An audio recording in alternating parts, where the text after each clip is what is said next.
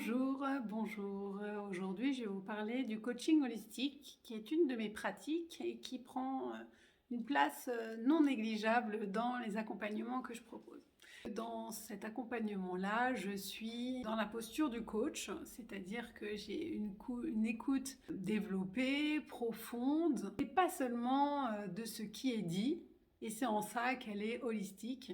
C'est l'écoute de l'être, l'écoute de l'âme, l'écoute de la personne dans son intégralité, c'est l'écoute du corps aussi.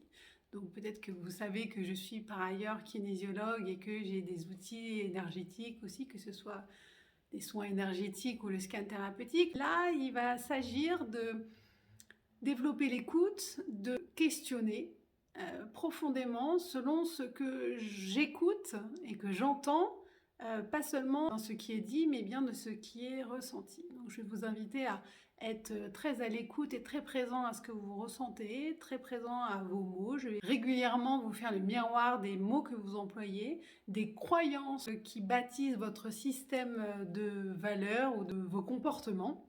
C'est aussi pour moi l'outil que j'utilise pour faire le lien entre les différentes techniques.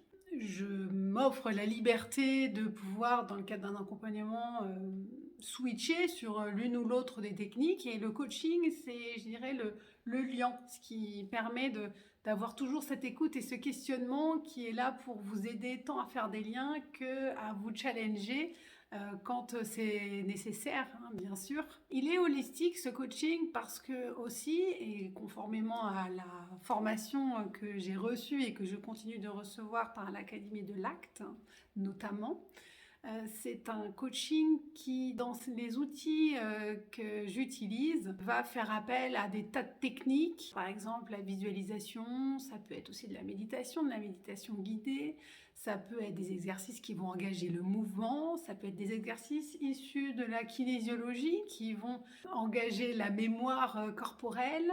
Il y a énormément d'exercices, ça peut être des exercices d'écriture, ça peut être des rituels de guérison. Voilà, la palette d'outils est très large. Elle va systématiquement mettre en lien le corps, le cœur et l'esprit. L'idée, c'est de vous aider à atteindre l'alignement de vos pensées, de vos croyances, avec l'alignement de votre élan du cœur, aligné à votre énergie vitale qui est ce qu'on cherche à connecter avec le corps, ce corps qui sait et qu'on va régulièrement interroger avec la kinésiologie.